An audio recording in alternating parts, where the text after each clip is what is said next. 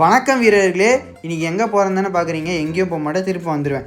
எங்கே போகிறேன்னா, ஆனால் இன்றைக்கி ஒர்க் அவுட் போட போகிறேன். ஒரு மாதத்துக்கு அப்புறம் நான் ஒர்க் அவுட் போட போகிறேன்.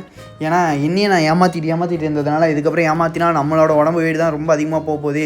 அதனால் நம்ம இதுக்கப்புறம் ஒர்க் அவுட் ஆரம்பிக்கணும்னு சொல்லிட்டு சுமார் ஒரு 5 மணிக்கு எடுத்தோம் ஓட்டத்தை ஆரம்பிக்கணும்னு.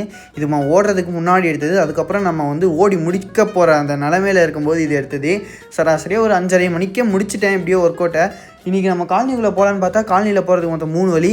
ஆனால் அதில் 2 வழி அடைச்சிட்டாங்க. மெயின் வழி மட்டும் தான் இருந்தது. அதனால் உண்மையிலே செத்துட்டேன். அதுக்கப்புறம் நம்ம ஒர்க் அவுட் முடித்தது சராசரி ஒரு அரை மணி நேரத்துக்குள்ளே முடிச்சிட்டோம். 5 கிலோமீட்டர் ரன்னு பரவாயில்ல. நம்ம எண்டுரன்ஸ் அப்படியே தான் இருக்குது. எண்டுரன்ஸ் கொஞ்சம் கம்மியாகிடுச்சு, பரவாயில்ல. அடுத்தடுத்த ரன்னிங்கில் மாற்றிக்கலாம். அதுக்கப்புறம் காலனியில் ஒரு சைலண்ட்டான ஸ்பாட்டில் பீஸ்ஃபுல்லாக உட்காந்து கொஞ்சம் ரிலாக்ஸ் பண்ணிவிட்டு அங்கேயே முடிவு பண்ணியாச்சு இன்றைக்கி நம்ம கால் ஓகேன்னு.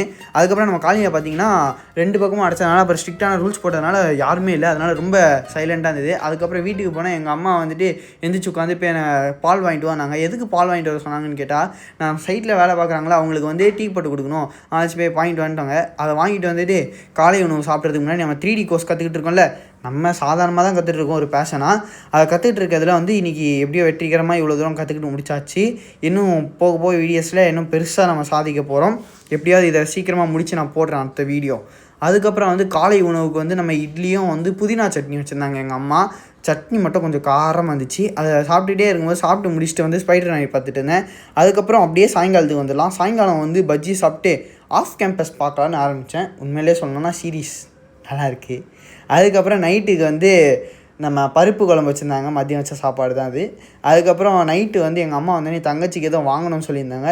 போய் பார்த்தா டயரு, அதாவது சைக்கிள் டயரில் சுத்தமாக காற்று இல்லை. பரவாயில்லன்னு சொல்லிட்டு அடித்து மிதித்து போயிட்டேன்.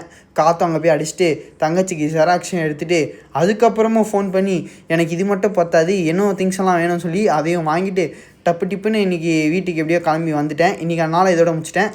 நாளைக்கான ஒளிப்படத்துடன் சந்திக்கிறேன். அதோட ட்ரஸ்ட் த கிரைண்ட்.